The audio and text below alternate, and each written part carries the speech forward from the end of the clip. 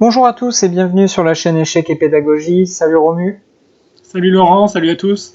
Donc Romu, aujourd'hui tu nous as sélectionné un nouvel exemple tiré de la pratique du grand champion Vlad Tkachev avec qui tu as eu la chance de travailler pendant quelques années.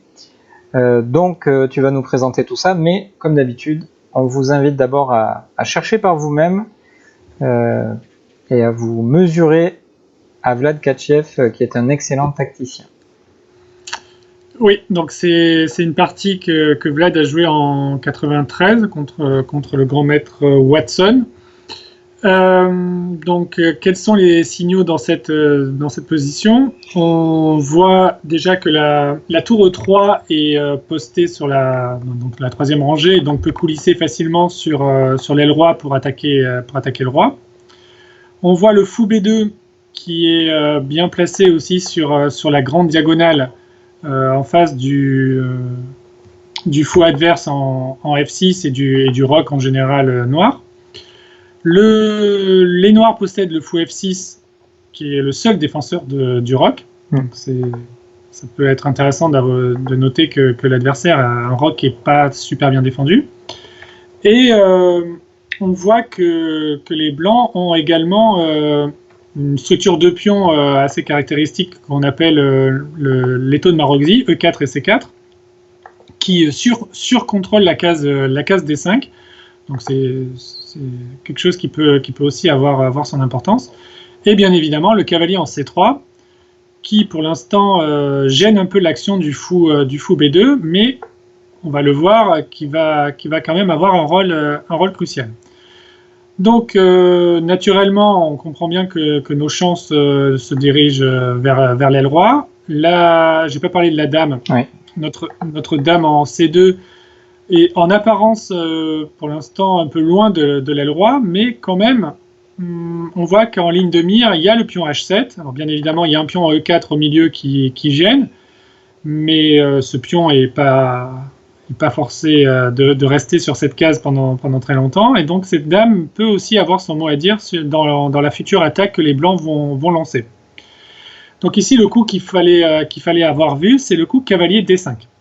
Bon, très surprenant parce qu'on met notre cavalier en prise, mais on va voir que c'est un ouragan qui est déclenché par ce sacrifice. Hein.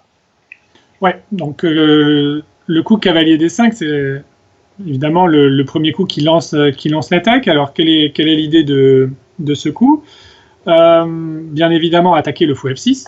On a dit que ce fou F6 était dans le viseur du fou B2. Maintenant le cavalier D5 attaque à son tour le fou, et donc on menace tout simplement de capturer ce fou avec le gain au minimum d'un pion, et ensuite le roi noir serait extrêmement faible. Donc quelles sont les alternatives pour les noirs? Il y en a deux. Ouais, donc fou prend B2, la première, ouais. C'est fou prend B2, mais on va voir que l'alternative tourne très court, puisqu'après cavalier E7 échec, on fait une jolie fourchette, c'est même plus une fourchette royale, j'ai pas de nom. Donc, j'en ai pas non plus, mais bon, en tout cas on a compris que grâce à ce coup cavalier E7, les blancs gagnent immédiatement la dame et c'est terminé. Si on veut se soustraire à l'attaque avec un coup comme fou G5, alors il va y avoir quelque chose comme tour G3, et on voit maintenant la coordination parfaite de la tour G3, du fou B2, le fou G5 est au milieu, et en plus il doit surveiller cette fameuse fourchette en E7. Bref, ici, en quelques coups, la partie devrait se terminer. Donc finalement, Watson n'a pas eu trop le choix, et il a dû accepter le cavalier gentiment offert par Vlad. Alors comment ça se passe après ? Et donc tout à l'heure, on parlait de la dame C2 qui, pour l'instant, était gênée par le pion E4, et cette dame aimerait bien participer à l'attaque. Donc justement, c'est l'occasion d'ouvrir la diagonale de la dame en jouant E prend D5. Donc on attaque la dame noire, et en même temps, on libère la diagonale de notre propre dame en C2, qui va maintenant pouvoir viser le pion H7, comme on va le voir très rapidement. Donc là, les noirs ont la dame attaquée, donc pas trop de choix. Donc, dans la partie, il a joué dame D7, mais en fait, peu importe la case de la dame, ça n'évitera pas la combinaison qui va suivre. Donc là, Vlad a continué par le coup fou prend F6, donc ça c'est le coup assez facile, on va dire. Donc il prend une pièce, et que les noirs sont obligés de récupérer, parce que sinon les noirs auraient un pion de moins et ils subiraient une attaque dévastatrice, avec tour G3 notamment. Ouais, toujours tour G3, on pourrait envisager de reculer le fou et de créer une batterie avec la dame aussi, surtout si G6 a été choisi par les noirs. Bref, de toute façon, si les noirs ne prennent pas ce fou, c'est comme s'ils abandonnaient. Donc Watson a pris, et maintenant tour G3 échec. Bon, ça c'est assez naturel jusqu'ici, puisque on exploite la colonne G, et deux possibilités pour le roi. Alors si on part sur F8, qu'est-ce qui va se passer? On va prendre le pion H7 avec la dame. Donc la dame arrive tout de suite sur l'aile roi, et là on sent que l'attaque est extrêmement forte. On peut imaginer des coups comme dame H8, on peut imaginer des coups comme tour E1 ou tour E3 pour empêcher le roi de fuir sur la colonne E et ensuite de faire l'échec. Honnêtement, je vois pas trop comment s'en sortir ici. Tout à fait. Je vois pas de défense en fait, tout simplement.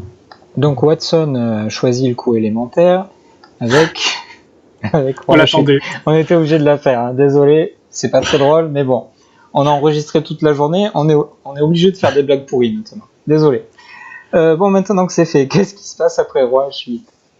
Donc roi H8, donc là on pourrait se dire, bon, ok, il y a une attaque forte, mais quand même on a sacrifié un cavalier. On comprend que le pion H7 est très faible, puisque aucune pièce noire ne peut le défendre à part le roi. On pourrait être tenté par le coup tour H3, qui attaquerait le pion H7, mais les noirs auraient à leur disposition le coup F5, qui défend le pion, qui gêne l'action de la dame, et il n'est pas du tout clair que les noirs soient perdants dans cette position, et même je pense que peut-être ils sont même gagnants, puisque je ne vois pas trop de... Ouais, notamment dame C3, parce que dame C3, il y aurait F6. Dame C3, il y a F6, exactement, et sur dame prend F6, dame G7, les noirs arrivent à faire participer leur dame en défense, et on ne va pas y arriver avec les blancs. Donc alors, quelle est la pointe finalement de toute cette combinaison que Vlad avait vue longtemps à l'avance, ce qui prouve encore une fois son génie tactique? Il a sacrifié la dame et il a joué dame prend H7. Magnifique sacrifice de dame. Et d'éliminer le dernier défenseur du roi, qui est le pion H7, même si c'est au prix de la dame. Et on voit que maintenant, après tour D4, les noirs ne peuvent absolument pas éviter le mat de l'escalier, le fameux. Tout simplement, comme les enfants. Tout simplement, comme les enfants. C'est juste que la combinaison d'avant était pas tout à fait une combinaison d'enfants, mais le mat final est le mat un des plus, j'allais dire élémentaires, sans mauvais jeu de mots. Et les noirs ont abandonné parce qu'il n'y a pas d'alternative. Oui, il y a une petite tentative, c'est dame H3, qui est un petit piège d'enfant, justement. Ouais. Avec l'espoir que les blancs prennent la dame avec la tour, auquel cas le roi pourrait s'échapper en G7 puis en F8. Mais j'ai pas trop de doute sur le fait que Vlad aurait pris la dame non pas avec la tour mais avec le pion pour garder la menace tour H4 tour H4 intact. Cette barrière, et on va faire mettre comme ça. Ouais, tout à fait, c'est clair qu'il aurait pris du pion évidemment. Donc combinaison vraiment pas facile du tout parce que très originale en plus. Je sais pas Romu si t'as déjà vu de telles combinaisons. Non, je croyais que tu allais me demander si j'en avais joué, donc ça c'est bien sûr que non. En tout cas pas avec les blancs. Ou dans tes rêves les plus fous. Ouais, voilà. Mais non, je n'ai pas souvenir d'avoir vu... la seule fois que j'ai vu cette combinaison, c'était cette partie. Donc, moi c'est pareil. Parce que évidemment, pourquoi je pose cette question ? Parce que très souvent, des combinaisons nous en rappellent d'autres, où on a déjà croisé tel ou tel type de sacrifice, tel ou tel type d'organisation, mais ici, vraiment, Katchev a trouvé quelque chose d'extrêmement original, ce qui prouve à quel point c'était difficile, parce que si vous êtes devant une tactique que vous avez déjà croisée ou qui ressemble à quelque chose que vous connaissez, bon, il y a un certain aspect de la reconnaissance, justement, qui entre en jeu. Mais là, c'est de la création tactique pure et dure, on va dire. Ouais, clairement. Magnifique. Merci en tout cas. Merci. J'espère que vous avez été nombreux à trouver. Et si c'est pas le cas, il faut pas se décourager. Il faut parce que bien sûr, c'est pas toujours facile ce que l'on montre, mais c'est aussi pour vous enseigner les méthodes de réflexion et vous montrer un peu comment il faut aborder telle ou telle position, comment il faut réfléchir, quel réflexe il faut avoir lorsque vous êtes confronté à un problème. Et si vous ne trouvez pas toujours tout, ce n'est vraiment pas grave, c'est pas l'objectif. L'objectif, c'est vraiment de vous apprendre à raisonner et surtout à apprécier les échecs sous diverses formes. Et on espère que nos vidéos contribuent à ça. Et donc, on vous dit à très bientôt pour une nouvelle vidéo tactique du jour. À demain.